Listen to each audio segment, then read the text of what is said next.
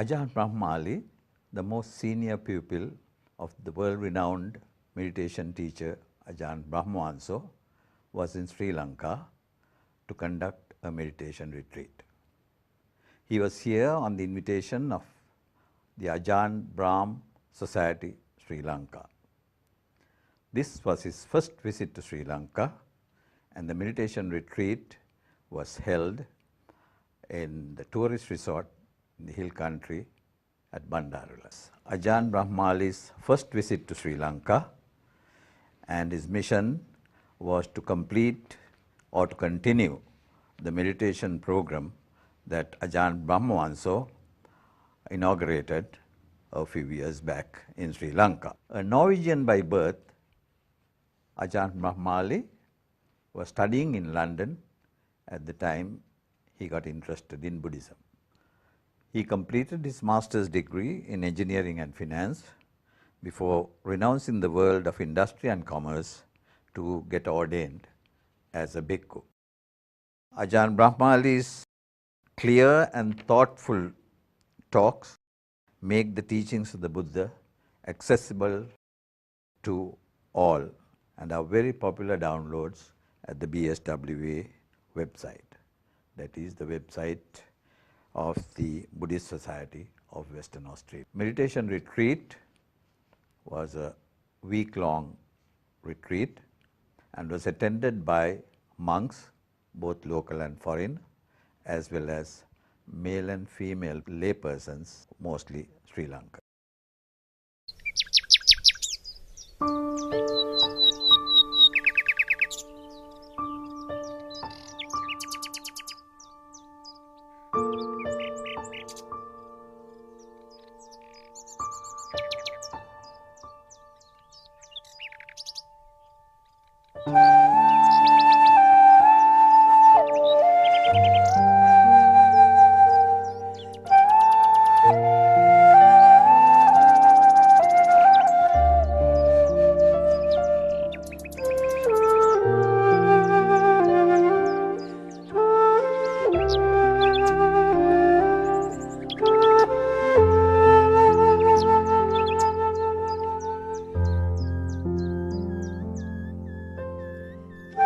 සත්‍යයේ නිර්මල වූ ධර්මතාවය අවබෝධ කර ගැනීමට ඔබ තුල වූ සංසුන් බවත් නිහඬියාවත් කොතරම් දුරට ගොඩනැගී තිබෙන්නේද? සත්‍ය යනු අපූර්ව නිර්මලත්වයයි. නිර්මලත්වය නම් ස්වභාවය තුල මේ මොහොතේ පවතිනා වූ ධර්මතාවයයි. එය කොතෙක් දුරට ඔබට මේ කෙටි ජීවිත කාලය තුලදී අත්විඳගත හැකි වේද? It's been one of those very tranquil moments in my life, in a very calming atmosphere with a group of very calm people around me.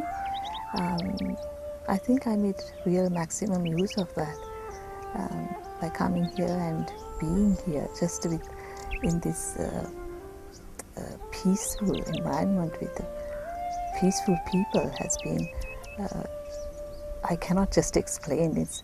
I'm kind of awed by it. And one of the most beautiful scenes I experienced was when I see the bhikkhus, the monastic bhikkhus all going in line for their food. It's some, those pictures that it's a still in your mind, which the peace, the quiet, and how much they have in them. And it's wonderful. හැඟීම් අපව කෙතරම් නම් තෙරපොනු ඇතිද? එය මොහොතින් මොහොත ජීවිතය තුල බලාපොරොත්තු මැදින් මායාව තුල අප විඩාවට පත් කරනු ඇත. ගිහි ජීවිතයේ ගෙවන අය හැටියට කොහොමද මේ වගේ භාවනා වැඩසටහනකින් හෝ මේ බෞද්ධ කටයුතු පිළිබඳ මේ විදිහට වැඩසටහනකින් අත්දැකීමක් ලබන්නේ කොහොමද අපිට ඒක ප්‍රයෝජනවත් වෙන්නේ කියන එක මම හිතන්නේ සමස්තයක් වශයෙන් බෞද්ධයෙක් හැටියට ගත්තොත් එහෙම අපි ලංකාවේ ඉන්න නිසා ඒකේ උපරිම අත්දැකීමක් ලබන්න නම් අපි ආර්ය අෂ්ටාංග මාර්ගයේ බුදුරජාණන් වහන්සේ කියලා තියෙන විදිහට හැකිතාක් දුරට ගමන් කරන්න උත්සාහ කරන්න ඕනේ. සත්‍ය ගවේෂණයේදී නිවැරදි වූත් යහපත් වූත් ගුරුවරයෙකුගේ මඟ පෙන්වීම ඊටාම වැදගත් හේතු කාරණාවක් වන්නේමය. උන්වහන්සේලා පෙන්වලා දෙන පරිදි මේ සූත්‍රවලම තියෙන ඒ අපිට හැංගිලා ගිහිල්ලා තියෙන කාරණා මතු නොවුන කාරණා උන්වහන්සේලා මතක කරලා දෙනවා. මේ වගේ වැඩසටහනකදී වුණත් ඒක සම්පූර්ණ භාවනාව විතරක් නෙමෙයි. මේ දේවල් ඔක්කොම මේ සීලය, දානය, ඒ වගේ හැම දෙයක්ම අඩංගු කරලා උන්වහන්සේලා කියන්නේ පුහුණුව කියලා එකට. ඉතින් ඒ පුහුණුව සම්බන්ධයෙන් ගොඩක් දේවල් කතා බහ කරනවා උන්වහන්සේගෙන් විශේෂයෙන්. ඉතින් ඒ ගැන සන්තෝෂයි. ඉතින් අපි ලංකාවේ සන්නාසලාට ලංකාවේ ගිහි පින්නතුන්ට ඒක විශේෂයෙන්ම හොඳ අවස්ථාවක් ඒ වගේ අදහන දැනගන්න ලැබීම. So this is all depends on how a monk or a nun practices Vinaya. But what I would do, if I was a layperson, I would just be sensitive to the views of the monastics for where you are and respect the view of those monastics. Because it is not easy often to be a monastic and to decide in this jungle of rules what is right and what is wrong. So be respectful regardless. And if the monastic think that it needs to be reoffered, then do so, just out of respect for that way of practicing. And if they don't think it's necessary, well then that is okay as well. That is the best way to do it. Otherwise, we tend to sort of start to look down upon certain people and look down on others or whatever, and that is not a very good way of doing things. But I think in either case, whether you have it re-offered or not, in either case, that monastic is practicing the Vinaya properly, as far as I'm concerned anyway. Most important part of this retreat has been Venerable Ajahn Brahmali's teachings, which have kind of reset my expectations of my own meditation practice, or one might say he's set upright what had been turned over. With all this talk of jhanas and these higher states, I was thinking too much about what these states are, how to attain them, and he really helped me see that what's important to start with is the virtue and the purity of mind, and those other things take care of themselves. So we just need to, the work to be done is on the side of virtue, and everything else takes care of itself. I think that's a really important message, and has helped me to refocus on what I really need to do. මෙවැනි නිදහසක් මෙවැනි තැනකට යොමු වෙලා මෙවැනි කාල පරිච්ඡේදයක් තුළ අපි මේ කටයුතු සඳහා යොමු වුණාමත් අපි ලබන අත්දැකීම විශිෂ්ටයි. මොකද ඒකට බාධාවල් බොහොම අල්පයි. අපිට හැමතැනින්ම හම්බෙන්නේ සහයෝගය, ධර්මික කටයුතු දියුණු කරගන්න, කල්යාණ මිත්‍ර සේවනය, හැම දෙයක්ම මේ කටයුතු මේ වගේ තැනකදී පහසුවට හේතුවක් වෙනවා මේ වගේ ජීවිතයක් ගත කරන්න. ඇත්තෙන්ම අපි වයසෙන් මුහුකුරා ගියාට ධර්ම මාර්ගයට එළඹෙන්න සෑහෙන කාලයක් ගත්තා. මොකද අපේ තියෙන එදිනෙදා කාර්යබහුල ජීවිතයත් එක්ක කල්පනා කරනකොට ධර්මය වෙනුවෙන් ගත කරන්න ලැබෙන කාලය ඉතාම අඩු නිසා. නමුත් මේ බ්‍රහ්මවංශව හාමුදුරන්ගේ වැඩපිළිවෙල එහෙම නැත්නම් වැඩසටහනත් එක්ක එකතු වුණාට පස්සේ අපිට අවස්ථාවක් ලැබුණා ලංකාවේ ඉඳගෙන හරි උන්වහන්සේගේ ධර්ම ප්‍රචාරක කටයුතු වලට සහභාගී වෙලා සවන් දීලා මේ මාර්ගයට බහින්න. ඉතින් ඇත්තටම අපි කොළඹ ඉඳගෙන බණ්ඩාරනායක සම්මන්ත්‍රණ ශාලාවේ මාසිකව පැවැත්වෙන වැඩසටහන් වලට සහභාගී වෙනවත් අතර අන්තර්ජාලය මගින් ප්‍රකාශය වන උන්වහන්සේගේ වෙනත් භාවනා උපදෙස් ආදියට සහභාගී වෙන ගමන් දෛනිකව මේ වගේ නේවාසික භාවනා පාඨමාලාවකට සහභාගී වන්නට ලැබීම ලොකුම වාග්යක් කොට මම කල්පනා කරනවා.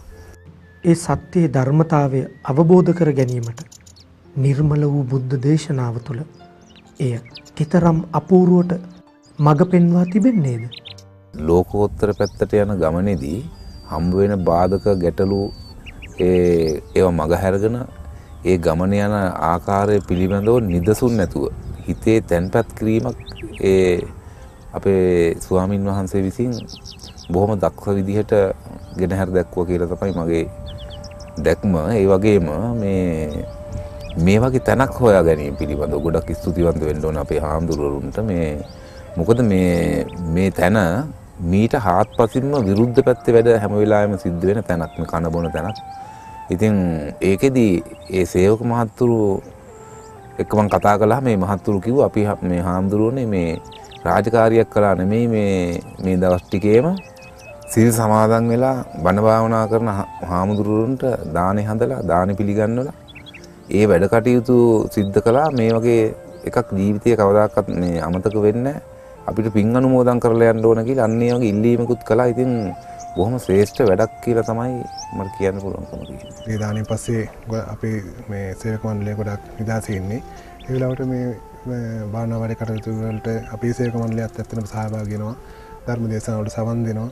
අපි සාමාන්‍යයෙන් උදේ පාන්දර 3 විතර හැරෙලා රෑ 10:00 වෙනකන් මොකද මේ හොටෙල් එකේ සත්කාරයට වඩා ගොඩක් මේ ප්‍රතිපරව ස්වාමීන් වහන්සේලා මෙතන වැඩ ඉන්නවා. ඒ කට්ටිය උදේ පාන්දරම අපි දින වත් පිළිවෙත් ඔක්කොම කරනවා. උදේ දානය පිළියෙල කරනවා මෙතන. මස් මාළු වලින් තොර සාමාන්‍ය හොටෙල් එකේ කරන සාමාන්‍යයෙන් තත්ත්වෙට නෙමෙයි. ගොඩාක් වෙලාවටම ආගමනුකූලව තමයි මේ හැමදේම සිද්ධ කරන්නේ. පූර්ණ දානශාලාවක් වෙනම පිළියෙල කරලා තියෙනවා. ඒ දානශාලාවට දානෙ නැස්ති කරලා ඊට පස්සේ ගමේ උදවියත් වෙනවා. ඒ කට්ටියත් එක්කලා එකටික තැන තමයි අපි මේ සම්පූර්ණ සහයෝගය දෙන්නේ.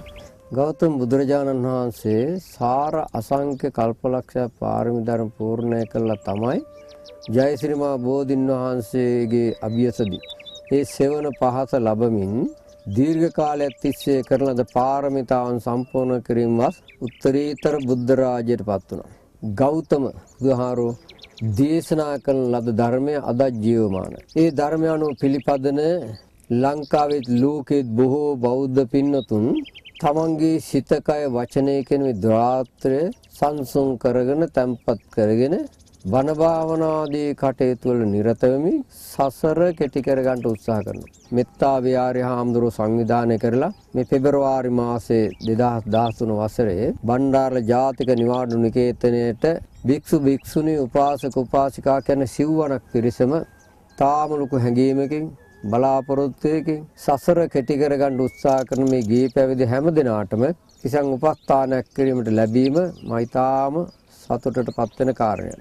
මේ පැමිණලා සිටින ලංකාවේ විවිධ පළාත්වල සතියක පමණ කාලයක් වවුන් වඩන්නට මේ දර්ශනීය කඳුමුදුන තෝරාගෙන ලස්සන පරිසරයක මේ වැඩසටහන් ක්‍රියාත්මක කිරීමට ලැබීම පිළිබඳ අපි කාගෙත් හිතට සතුටක් ඇතිවන්නේ බුදුරජාන් වහන්සේ දේශනා කළ අරණ්‍යගතව, රුක්කමූලගතව, ශුන්‍යාගාරගතව හිත නිවා ගන්න හොඳ ස්ථාන. භාවනාව දියුණු කර ගන්නට හොඳ පරිසරයක් මේ කාලය තුල ලැබුණයි කියලා තමයි මම දකින්නේ. ඒ සඳහා ඕස්ට්‍රේලියාවේ පර්ත් නුවර ජාත්‍යන්තර බෞද්ධ මධ්‍යස්ථානයේ පසුගිය වාරේ වැඩම කළ මහා බ්‍රහ්මසාන්දරන්ගේ ශිෂ්‍යයන් වහන්සේ නම මේ වැඩම කළා.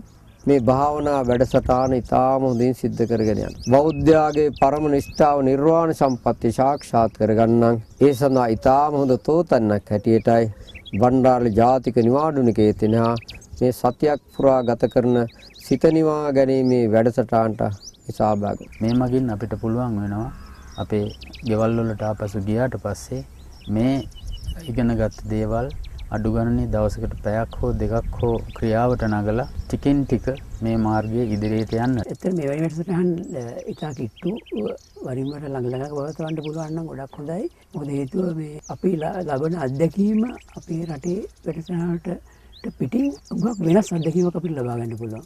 ඒ වෙනස් අත්දැකීමම අපේ ජීවිතයේ ආධ්‍යාත්මික සුවේ ලං කරගන්න විශාල පහසුවක් වෙන්න ඉඩ තියෙනවා කියලා මම හිතනවා. ඒ දැන් තමාදී දිහා බැලීමෙන් පමණයි මේකේ තියෙන ගැඹුර තේරෙන්නේ. මොකද හුඟක් භාවනාවත් කරගෙන යන්න පුළුවන්. නමුත් දැන් විශේෂයෙන් මේ වර්ෂරණ ගත්තොත් මේ සූත්‍ර ආශ්‍රයෙන් බුදුරජාණන් වහන්සේගේ සූත්‍ර පිටකයේ ආශ්‍රයෙන් භාවනාව ගැන කතා කරනකොට අපිට බොහොම පුළුල් අත්දැකීමක් කියන ගැඹුරු අත්දැකීමක් ලබා ගත්තා. මට නම් පුද්ගලිකව මට ලැබුණා කියලා මම හිතන්නේ. බුදුරජාණන් වහන්සේ කොහොමද කියලා තියෙන භාවනාව ගැන. මොකද දැනත් අතරම හොඳට පේනවා ඒක සූත්‍ර පිටකේ කියවනකොට දැන් අපි මේ වැඩසටහන කරා වගේ තාම පුළුල් පරාසයක දේවල් අපිට ඉගෙන ගන්න පුළුවන්. අපි දැන් මේ දවස් 8ට ඉගෙන ගත්ත මේ ප්‍රමාණ නම් අපිට මේක ටිකක් අපි භාවනා කරනකම තවත් මේක හැදෑරුවොත් මම හිතන්නේ ඊටාම පුළුල් අවබෝධයක් ලබා ගන්න පුළුවන් අපි කොයි විදිහටද ආයිත්තේ කියලා. ඒත් එක්කම මට ලැබුණ මගේ පුද්ගලිකව ලැබුණ ප්‍රධානම දේ තමයි මම කොහෙද ඉන්නේ කියලා මට තේරුණා.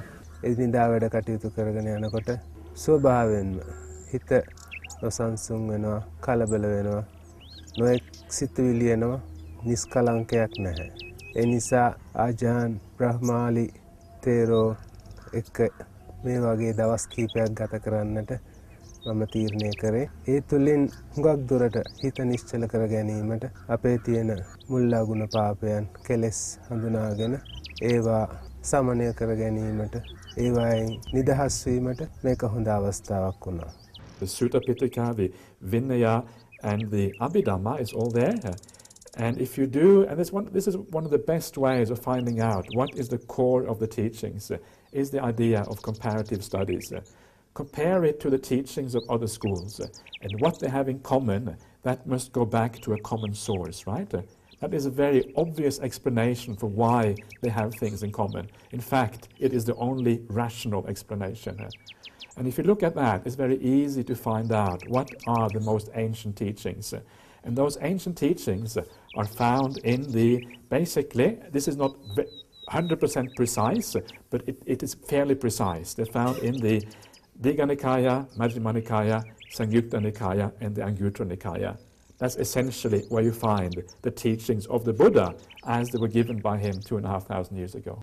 මේ කෙටි ජීවිත කාලය තුලදී කිසියම් වූ සත්‍යයේ ධර්ම ප්‍රතිපත්තියකින් ඔබේ ජීවිතය හුරු පුරුදු කරගත හැකි නම් ඒ ඔස්සේ ගමන් කළ හැකි නම් එදෙස එළඹි සිහියෙන් යුතුව ඔබටම බැලිය හැකි නම් එවිට සංසුන් බවෙත් නිහඬියාවෙත් සැබෑ මාරුත ඔබේ හදවතට පසක් වනු ඇත. As I listened to his sermons, I felt more and more how very little I know, and it's inspired me to really get deep and read and participate in meditation retreats like this even more. I suppose it's called ping, that I was able to just like that participate in this program. I came across the word ehipassiko by the Buddha, and that gave me tremendous strength, as it says, go and find out for yourself. So I decided, yes, I must do that. So I came here and I worked through course, and I found that I fitted in very well, and I could adjust myself, and I found that I realized a lot of things. My feelings and my behavior could be affected to a better and a more peaceful way of setting about my life in the future. And I'm very happy that I joined it, and now experience that I had, I'm very, very grateful for the people who organized this and the beautiful friends I made here. අතීතය මායාවකි. අනාගතය සිහිනයකි. මෙලොව තිබෙන එකම එක සත්‍ය නම් වර්තමාන මේ මොහොත තුල පවතිනා වූ ධර්මතාවයයි.